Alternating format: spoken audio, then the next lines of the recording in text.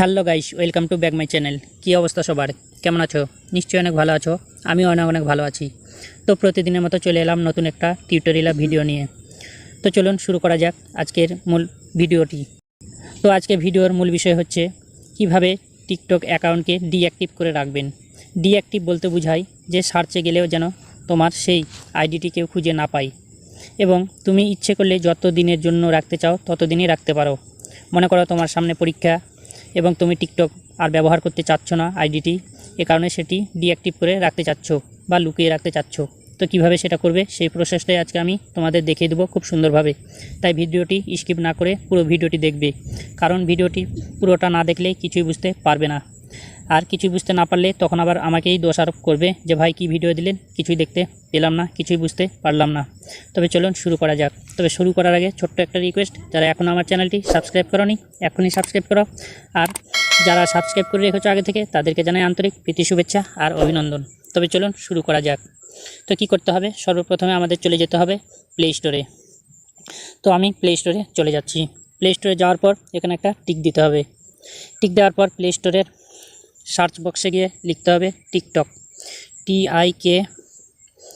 টিআইকে লেখার সঙ্গে সঙ্গে আমাদের এখানে দেখুন নিচে টিকটক লেখাটি চলে আসছে।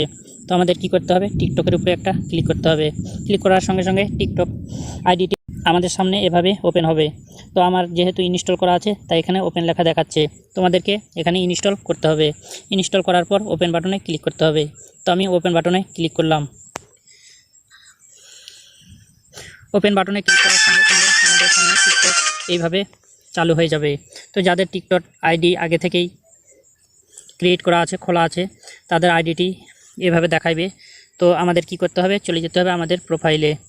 তো বন্ধুরা আমি চলে যাচ্ছি এই যে নিচে ডান দিকে কর্নারে এই প্রোফাইলে। তো প্রোফাইলে আমি একটা ক্লিক করে দিলাম।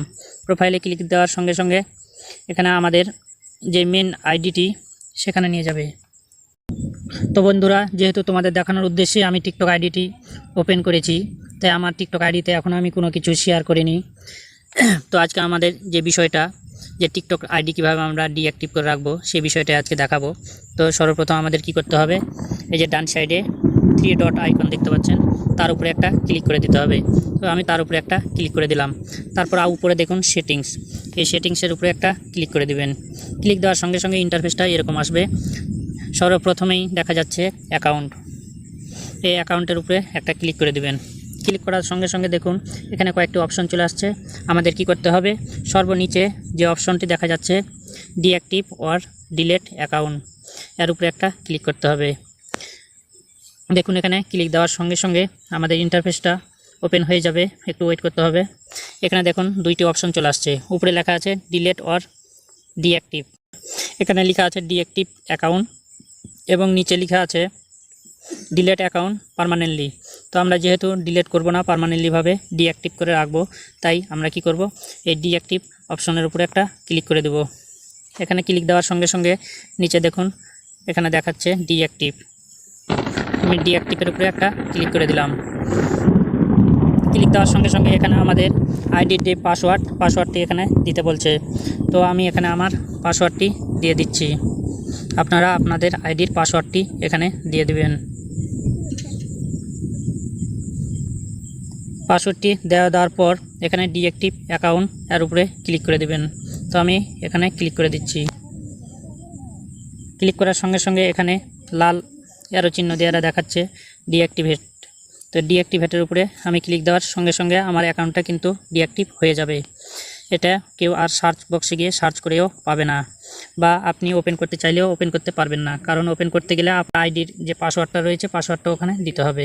তো বন্ধুরা আপনারা বুঝতেই পারলেন যে কীভাবে একটা টিকটক অ্যাকাউন্ট ডিঅ্যাক্টিভ করে রাখবেন যতদিন ইচ্ছে ততদিনের জন্য, এবং কেউ যেন খুঁজে না পায়, সার্চ করে না পায় সেই উদ্দেশ্যে।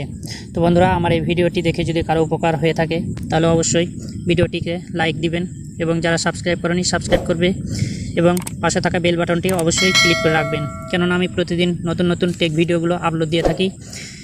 পাশের বেল বাটনটি ক্লিক করে রাখলে সঙ্গে সঙ্গে আমার ভিডিওগুলো সবার আগে তোমার কাছে চলে যাবে। তো আজকে এই পর্যন্তই। সবাই ভালো থাকবেন, সুস্থ থাকবেন, আবার দেখা হবে নতুন কোনো ভিডিও নিয়ে। তো সবাইকে আবারও অনেক ধন্যবাদ।